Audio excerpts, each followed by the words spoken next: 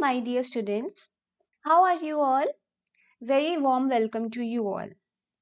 So, today we are going to study about the living organisms, characteristics, and their habitat.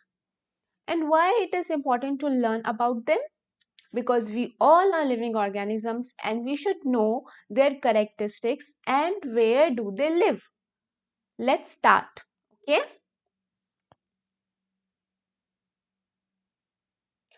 Okay, students, let's get started. So our chapter name is living organisms, characteristics and habitat. Okay. So we all know what a living organism. Do we all know what are living organisms?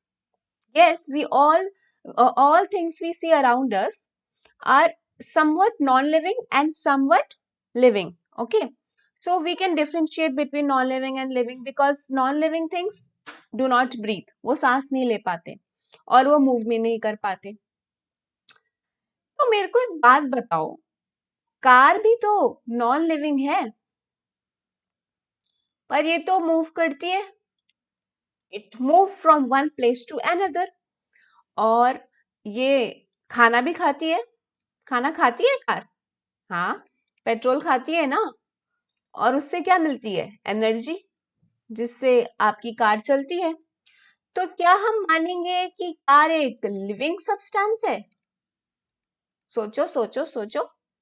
हम आज यही पढ़ने वाले हैं कि ऐसा क्या होता है लिविंग ऑर्गेनिजम्स में, कैसी ऐसी कैरेक्टरिस्टिक्स होती है जो उसे डिफरेंशिएट करती है एक नॉन लिविंग थिंग से. ओके. और हैबिटेट के बारे में पढ़ेंगे. ये अब कुछ नया है आपके बारे में, आपके सिलेबस में ये हैबिटेट कुछ नया है. तो हम लोग स्टार्ट करते हैं, देखते हैं क्या है इस चैप्टर में. ओके. सबसे पहले हम जान लेते हैं कि इस चैप्टर में हम क्या क्या पढ़ने वाले हैं. सबसे पहले हम पढ़ेंगे कि ऑर्गेनिजम्स क्या होते हैं, कैरेक्टरिस्टिक्स पढ़ेंगे ऑर्गेनिजम्स के, हैबिटेट पढ़ेंगे लिविंग ऑर्गेनिजम्स के. बच्चों, हैबिटेट का मतलब और कुछ नहीं, बस क्या होता है? होम. जैसे हम ह्यूमन बीइंग्स भी तो होम में रहते हैं ना. एक घर जो हमें क्या देता है? शेल्टर देता है, फूड देता है, खाना देता है, एयर देता है, वाटर देता है. वो सारी कंफर्टेबल चीजें देता है जिससे हम प्रोटेक्ट रहें, बाहर की चीजों से हम प्रोटेक्ट रहें, गर्मी से बचे रहें, ज्यादा सर्दी से बचे रहें, बारिश से बचे रहें. तो इन सारे लिविंग ऑर्गेनिजम्स के, प्लांट्स, एनिमल्स, इंसेक्ट्स, इन सब के अपने अपने हैबिटेट होते हैं, अपने अपने घर होते हैं. वो हम सब पढ़ेंगे. उसके बाद हम पढ़ेंगे अडेप्टेशन के बारे में. अडेप्टेशन क्या होता है ये हम पढ़ेंगे. छोटे में मैं आपको बता देती हूँ, कुछ ऐसे लिविंग ऑर्गेनिजम्स होते हैं बच्चों जो अपने आप के बिहेवियर को, अपने अंदर कुछ ऐसे मॉडिफिकेशंस लाते हैं, कुछ ऐसे चेंजेस लाते हैं जिससे उनके आस पास होने वाली सारे प्रोसेसेस को वो अडेप्ट कर सके. अडेप्ट मतलब एडजस्ट कर सकते हैं. ठीक है, उसको हम कहते हैं अडेप्टेशन. जैसे कि अगर आपको मार्केट जाना है, ठीक है, अब वो रास्ता जो है आप पैदल जाके भी कवर कर सकते हो. बीइंग अ यूथ एडल्ट आप जा सकते हो. और लेकिन हम हमारे पास कार भी है तो हम कार से भी जा सकते हैं.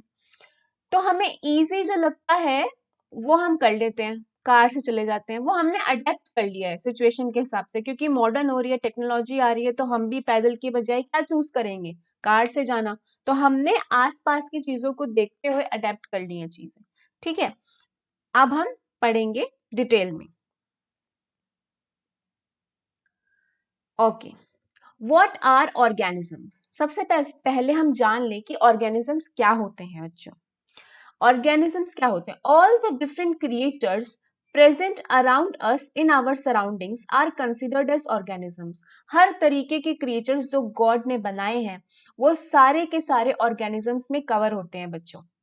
As per the variations, variations का मतलब होता है बच्चों changes in their characteristics. The organisms are divided into two types. वो सारे ऑर्गेनिजम्स को दो भागों में बांटा गया है उनके कैरेक्टरिस्टिक्स को देखते हुए. ठीक है, वो दो भाग कौन से हैं बच्चों? Living organisms and non living organisms. Living organisms and non living organisms. यहाँ से आपका चैप्टर स्टार्ट हो रहा है। First part of your chapter is going to start from this slide. Okay, listen to me very carefully.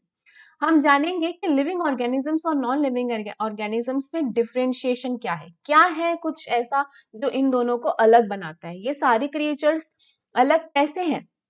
सो पहला point क्या है? All the living creatures that are around us are called living organisms. वो सारे creatures जो कि living है वो सारे लिविंग ऑर्गेनिजम्स के नाम से जाने जाते हैं। All the non-living creatures that plays a huge impact in the lives of living organisms are called non-living organisms. एक बात समझना बच्चों, ये जो सृष्टि है, सृष्टि क्या, हम ये जो नेचर है, सराउंडिंग है, ये पूरा अर्थ दो चीजों से बना है, non living and living. Non living और लिविंग ऑर्गेनिजम्स सिर्फ एक, अगर हमारा नॉन लिविंग है और लिविंग थिंग्स को हटा दें और सिर्फ हम कहें कि नॉन लिविंग को आप जियो और लिविंग ऑर्गेनिजम्स में से नॉन लिविंग को हटा दें तो हम लिविंग ऑर्गेनिजम्स को कहें कि आप सरवाइव करो नॉन लिविंग थिंग्स के बिना, तो आप सोच के देखो क्या ये एक्सेप्टेबल है? नहीं है।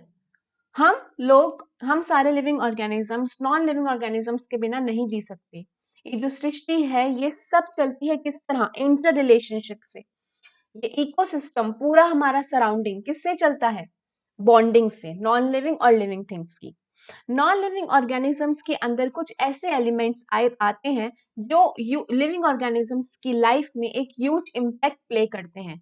जैसे कि ये पेन, मैं एक लिविंग बीइंग हूं पर ये पेन एक नॉन लिविंग बीइंग है, पर इसको मैं काम में ला रही हूँ। क्यों? क्योंकि मैं इससे काम कर रही हूँ, तो मेरे को ये चाहिए, it is important for me.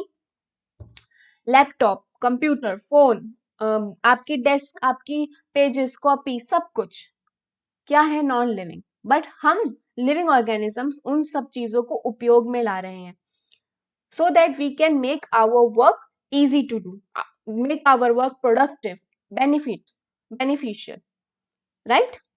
So this ecosystem will only survive with both living organisms and non-living organisms. Okay, absence of one organisms will not make the either of the organism to live productively. Okay, आगे बढ़ते हैं। It involves the different characteristics of living organisms such as reproduction, response to stimuli, excretion, growth, respiration, nutrition. हम इसके बारे में एक एक करके पढ़ेंगे। अभी सिर्फ आप जान लो कि लिविंग ऑर्गेनिजम्स ये सारे प्रोसेसेस करते हैं, ठीक है? रिप्रोडक्शन करते हैं, एक्सक्रीशन करते हैं, रेस्पिरेशन करते हैं, एक्सेट्रा एक्सेट्रा, आगे हम पढ़ेंगे। Or non-living, it involves the components or the elements on which a living being rely on for their survival, such as their habitat, home. ये घर नॉन लिविंग है पर लिविंग ऑर्गेनिजम्स के लिए बहुत इंपॉर्टेंट है, ठीक है? एक आपकी एयर, सनलाइट, वाटर, ये सब नॉन लिविंग है, लेकिन हमको जीने के लिए हमें ये चाहिए। For our survival, we required all these non-living elements in our lives, absence of which our lives is impossible. Okay, so we can't say that non-living things should not exist on our earth. They should, because they play a very important role in our lives. Okay, examples दे दिए हैं आपको last point में, plants, animals, human beings. And examples of non living organisms, air, water, sunlight, terrain, etcetera. What do you mean by terrains? Terrains means plains. Plains means जैसे आपका mountains, planes, water, ये सब कैसा कोई जीव किस तरह के टेरेन में एग्जिस्ट कर रहा है, किस जगह के लैंड में वो एग्जिस्ट कर रहा है, it is known as terrains. Okay, आगे बढ़ते हैं। Okay, now we are going to study about the different characteristics of the living organisms. Okay, ये आपको इस चैप्टर में 7 कैरेक्टरिस्टिक्स है बच्चों, कैरेक्टरिस्टिक्स हैं लिविंग ऑर्गेनिजम्स के 7। और ये 7 के 7 करेक्टर्स आपको इम्पोर्टेंट है। ओके, तो वी विल स्टार्ट।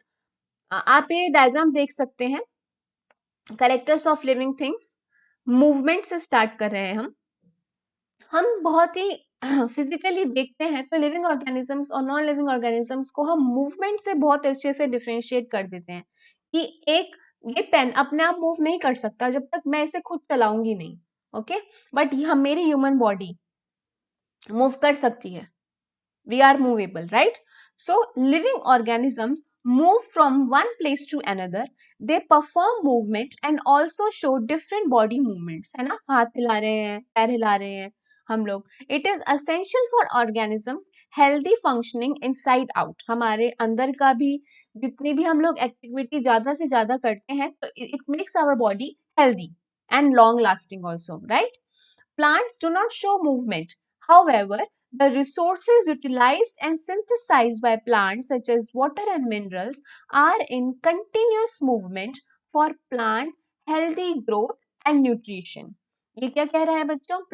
हम लोग प्लांट्स को कौन सी कैटेगरी में रखते हैं? लिविंग ऑर्गेनिज्म से कैटेगरी में रखते हैं, पर वो मूव तो करते नहीं प्लांट्स। तो मैम आप कैसे कह रहे हो कि plants are living organisms?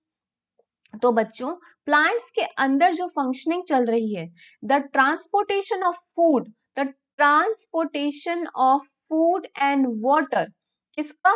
Food और पानी का जो ट्रांसपोर्टेशन है, और जो खाना वो बना रहा है, सिंथेसाइज का मतलब है प्रोडक्शन, प्रोड्यूस कर रहा है जो प्लांट, वो सब किस में है?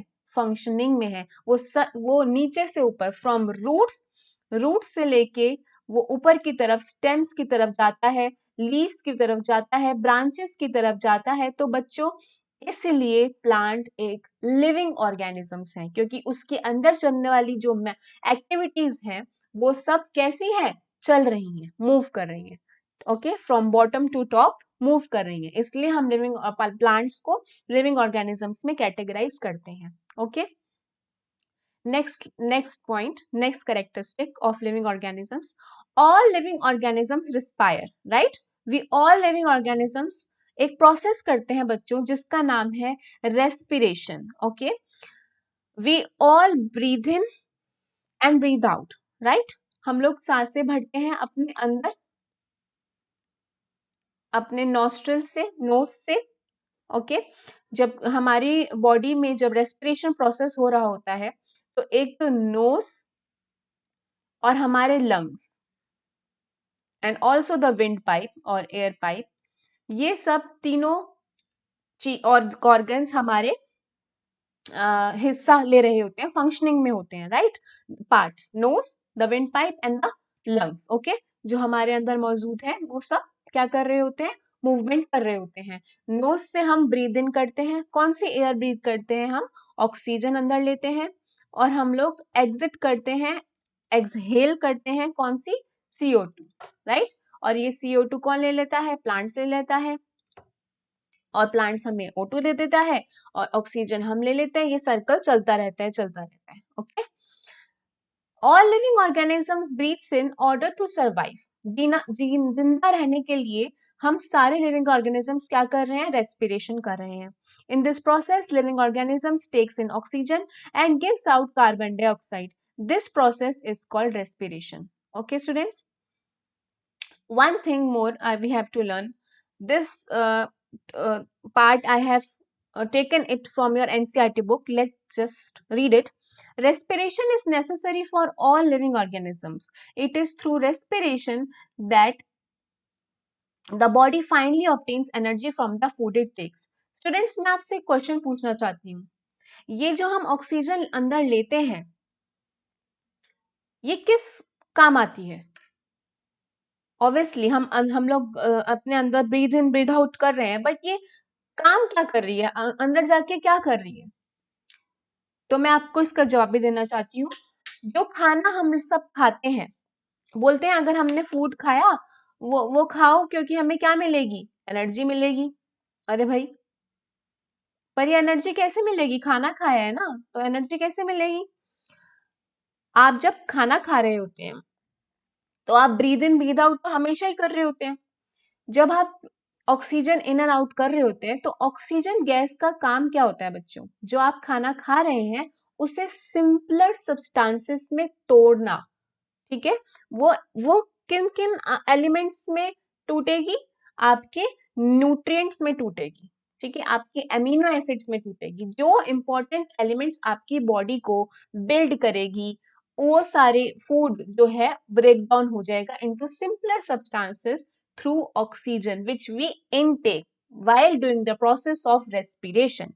Okay, so it is important that we must respire, okay, and try to take fresh air inside our bodies. Okay, that food which break down into simpler substances will in turn give you energy.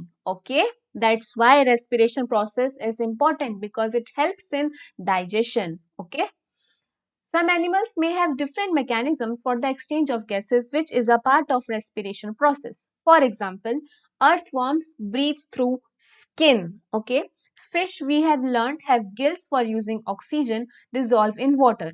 The gills absorb oxygen from the air dissolved in water. Different varieties of organisms have different parts to breathe. Okay, the earthworm, the insect, is breathing through its skin. Fish is breathing through gills. Human beings is breathing to nose. Okay, do plants respire? Yes, they do respire. Exchange of gases in plants mainly takes place through leaves. Leaves से oxygen, leave plants में जो leaves present होती हैं वो exchange करती हैं gases, बाहर निकालती है ऑक्सीजन, अंदर लेती है CO2। इस तरह प्लांट ब्रीथ करता है। Okay, so through tiny pores in them. Okay, हमारी स्किन में भी छोटे छोटे पोर्स होते हैं बच्चों, जो क्या करती है, जो क्या दिखाते हैं कि हमारा जो स्किन है वो क्या कर रहा है, ब्रीथ इन ब्रीथ आउट कर रहा है। Okay, we learned that in sunlight, plants use carbon dioxide to produce food and gives out oxygen. The amount of oxygen released in the process of food preparation by plants is much more than the oxygen they used in respiration.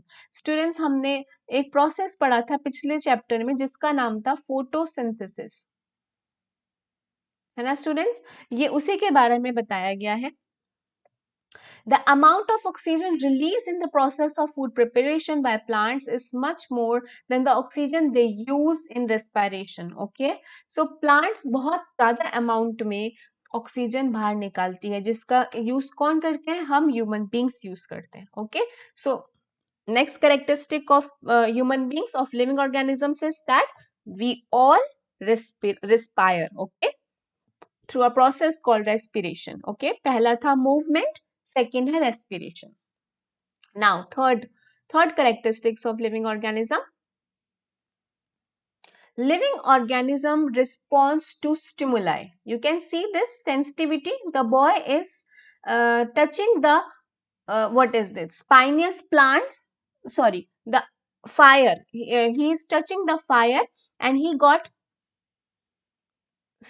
heat on his fingertips, and what is he showing? The reaction is very sad, and he is getting very hurt. Okay, so what does it shows? It shows that human beings feel, okay, and they give response to the reaction which are happening in their surroundings. Okay, for example, if there is a hot pan on the fire in your kitchen and you accidentally put your fingertip on the pan, what you will feel?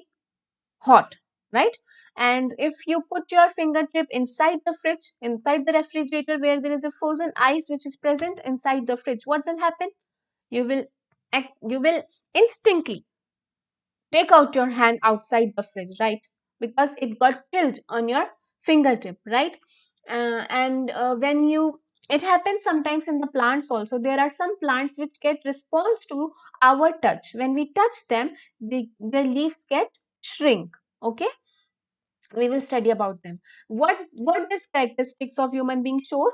That we all respond to stimuli. Stimuli means, stimuli is nothing. Stimuli is the process which is happening around. These are the actions or process or phenomena which are happening around, which are tending, which are making the person to act accordingly. Okay, जो चीजें हमारे आसपास हो रही हैं, जो हम human beings को पुश करती हैं कि हम एक्ट करें, रिएक्ट करें उस पर, वो सब क्या है बच्चों? स्टिमुलाई है। Okay, the changes which are happening around, जो बदलाव हमारे आसपास हो रहे हैं जिससे हम इम्पैक्ट होके रिएक्ट करते हैं, उसे कहते हैं stimuli. Okay, all the changes that are happening in our surrounding that make us respond, हम कुछ respond करें, are called stimuli, emotionally, physically, everything जिस पर भी हम response कर रहे हैं, this shows that we all living beings are responding to the changes which are happening around us. And this is the process and this is the characteristic, main major characteristic of stimuli. तो मैं आपसे एक question पूछती हूँ, क्या car भी response करती है? कार रिस्पॉन्स करती है? अगर टक्कर हो जाए तो कार भी तो पिचक जाती है ना, तो ये ट्रेड भी हो सकता है कार का। बस एक चीज नहीं करती कार, कार का एक करेक्टरिस्टिक है जो लिविंग ऑर्गेनिजम्स में नहीं आता। वैसे तो कई और हैं, लेकिन अभी तक इन तीन में से मूवमेंट भी कर रही है, रेस्पायरेशन नहीं करती car, right? Or it is also responding to stimuli, but it is not breathing, it's not respiring. Okay, that's why we are consider it as non-living. Okay, so we will study this. All the changes that are happening in our surrounding that makes us respond to them are called stimuli. For instance, change of seasons, right? Summer season आता है तो हम लोग अपने कपड़े change कर लेते हैं, वुलन से हम पतले लाइट कपड़ों में स्विच कर जाते हैं. What does it show? This shows that we are responding to the surrounding, to the season, okay, to the changes which are happening in the seasons. Similarly, animals also respond to stimuli as they just move away as we come closer to them. Okay, this is the one example. लेकिन एक और example मैं देती हूँ, जैसे कि आपने देखी होंगी लिजार्ड्स. लिजार्ड्स एक फीचर करती हैं जिसको हम कहते हैं हाइबरनेट. क्या कहते हैं? Hibernate, hibernation. क्या होता है ये प्रोसेस? ये प्रोसेस क्या होता है, जब हम देखते हैं जब बहुत समर सीजन होता है तब हम लिजार्ड्स को क्या देखते हैं? बहुत सारे लिजार्ड्स हम आसपास देखते हैं, राइट? और लेकिन विंटर सीजन में हमें लिजार्ड्स नहीं दिखती. So what they are doing? They are responding to the seasons, to the change of seasons, right? So they are also responding to the stimuli, okay? Plants also show respond to stimuli. For example, touch me not plant. Touch me not plant का नाम है mimosa, okay? It is known as, in botanical name is mimosa. The plant leaf close or fold as someone touches them. जैसे ही आप उस plant के leaves को touch करने जाएंगे तो वो क्या करेंगे? श्रिंक होएंगे, बंद हो जाएंगे, right? So this is the third characteristic of living organisms, that they respond to stimuli. Now fourth characteristic is that requirement of nutrition. हम जैसे कि मैंने आपको बताया, हम लोग खाना खाते हैं, it break down into different nutrients, right? And nutrients will give us energy. तो living organisms, हर living organisms को क्या चाहिए? Nutrition तो चाहिए ना. Plants produces food through the process of photosynthesis with the help of sunlight, water. Okay, इन सब चीजों से प्लांट्स एक प्रोसेस करता है और जिसके उससे खाना बना लेता है. वो ये खाना कौन खाता है? It is consumed by the animals and humans. All this food helps in providing the essential amount of nutrition required them to grow. हम लोग को ग्रो करने में हेल्प करता है ये खाना. This energy also helps living organism to perform the life processes that go inside them. Okay, जितनी भी तरह की मेटाबॉलिक एक्टिविटीज हैं बच्चों, हमारे अंदर बहुत सारी मेटाबॉलिक एक्टिविटीज चल रही हैं. मेटाबॉलिक एक्टिविटीज यानी हम लोग रेस्पिरेशन कर रहे हैं, डाइजेशन कर रहे हैं, रिप्रोडक्शन कर रहे हैं, हम लोग हमारा हार्ट बीट भी कर रहा है. ये सब क्या है? ये सारी मेटाबॉलिक एक्टिविटीज हैं जो हमें कहीं ना कहीं हमारी बॉडी को एनर्जी दे रही हैं, हमारे को जिंदा रखी हुई हैं. उसके लिए हमें खाना खाना जरूरी है, हमको न्यूट्रिशन मिलना बहुत जरूरी है. ठीक है? So first characteristic is that we all move. Second characteristic is that we all respire. Third characteristic is that we are sensitive to the stimuli. We respond to stimuli, right? And number four, nutrition. Okay. Now fifth, let us see what is fifth is all about. Okay. So fifth characteristic is that excretion. अच्छा, अब हम खाना जो खा रहे हैं, क्या वो सारा खाना हमको जरूरी होता है हमारी बॉडी को?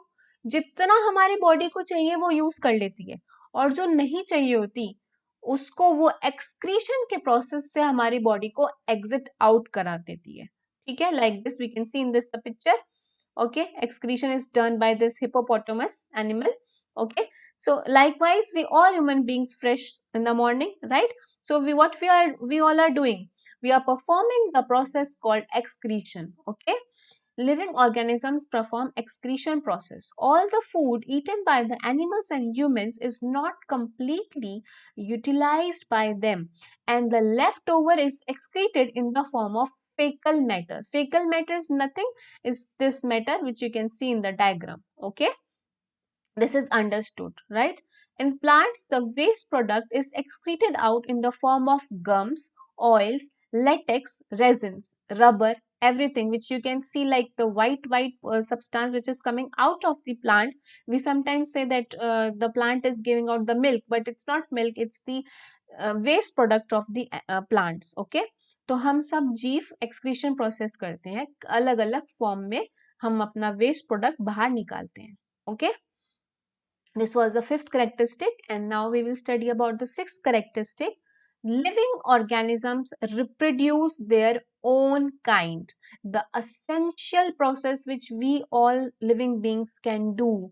The pen cannot reproduce into its offspring. ये अपने बेबी को जन्म नहीं दे सकता, कार अपने बेबी को जन्म नहीं दे सकती, बट एक ह्यूमन बीइंग, एक लिविंग ऑर्गेनिज्म अपने ऑफ स्प्रिंग को जन्म दे सकता है, अपने बेबी को रिप्रोड्यूस कर सकता है. Okay, living organisms reproduce there young once via different modes of reproduction. बहुत सारे मीडियम है रिप्रोडक्शन के बच्चों. सिर्फ हम देखते हैं कि एक ह्यूमन बीइंग बर्थ देती है बेबी के उसने, लेकिन एनिमल्स कई और तरीकों से भी जन्म देते हैं. कई एनिमल्स अंडा देते हैं अपने बच्चों को पैदा करने के लिए, कई अपने वोम में ही रखते हैं, अपने पेट में ही देते हैं, बच्चा आगे निकालते हैं. ठीक है, अलग अलग. और एक प्लांट भी एक सीड से प्रोड्यूस होता है. ठीक है, एक बर्ड्स के जो पोटैटो के जो ट्यूबर होते हैं उससे एक पोटैटो जन्म लेता है, अलग अलग तरीके से. ठीक है, हम वो पढ़ेंगे. Some living organism lay eggs and produces their offspring. Offsprings यानी offsprings यानी babies. कैसे बेबीज? जो हमारी तरह दिखते हो, जो अपने ह्यूमन बींग्स की तरह दिखते हो, या प्लांट्स अगर दे रहा है तो प्लांट्स की तरह दिखता हो, एनिमल्स दे रहा है तो एनिमल्स की तरह दिखता हो. Offsprings. Okay, and some animals give birth to their young ones. Natural birth जैसे कि ह्यूमन बींग्स देते हैं. Plants also produces through seeds via process called germination. Okay, जैसे इंसानों के अंदर प्रोसेस कहलाता है रिप्रोडक्शन, वैसे प्लांट्स के अंदर जो प्रोसेस होता है जिसमें वो प्लांट्स दूसरे प्लांट को जन्म देता है उसे हम जर्मिनेशन कहते हैं. ओके, तो ये हमारा कौन सा था? सिक्स्थ पॉइंट था. अब हम लास्ट पॉइंट की तरफ पढ़ते हैं, वो है हमारा ग्रोथ. ओके, जब हमने खाना खाया, खाना खा के हमें एनर्जी मिली, न्यूट्रिशन मिली, न्यूट्रिशन मिलने से हम लोग क्या होंगे? हम बड़े होंगे. खाना खाएंगे तो बड़े होंगे, ऐसा बोलते हैं ना, ग्रो करेंगे. All living organisms shows the tendency to growth at different stages of their lives in terms of their physical structure. Physical structure यानी हम लोग, हमारा ये visible करेक्टरिस्टिक है हर लिविंग ऑर्गेनिजम्स में, कि हम जब अपनी हाइट बढ़ाते हैं तो हम लोग को अंदाजा हो जाता है कि हम ग्रो कर रहे हैं, राइट, हम बड़े हो रहे हैं. पर ये पेन, ये तो खाना भी नहीं खाता. हाँ, खाना खाता है, राइट, इंक लगा लेते हैं हम, रिफिल डालते हैं इसमें, तो ये पेन क्या बड़ा हो जाता है? नहीं होता. तो it doesn't show the characteristic of living organism, so we will not count it as living organism. Okay, because living organisms grow. इसका एग्जांपल हम देख लेते हैं. आपकी एनसीईआरटी बताती है, क्वेश्चन पूछती है आपसे, does the kurta you had 4 years back still fit you? क्या आपको आएगा 4 साल पहले का kurta? You must have grown taller, right? During these years, you may not realize it, but you are growing all the time, and in few more years, you will become an adult. Okay, you are in sixth class, and when you will be in 10th class, can you repeat your clothes which you are wearing now? No, because while growing up, your height also increases, your height also grow up. So we are not able to repeat those clothes. We have to take new clothes. Okay. So this was all the seven important characteristics which distinguish the living organisms with the non-living organisms. First one was movement. Okay. First one was movement. Second was respiration. Third was response to stimuli. Fourth was nutrition. Fifth was excretion. Sixth was reproduction. And seventh is growth. Okay. So we will study the next half of the chapter in the next slide. Okay. Till then, revise this all. Okay. Thank you.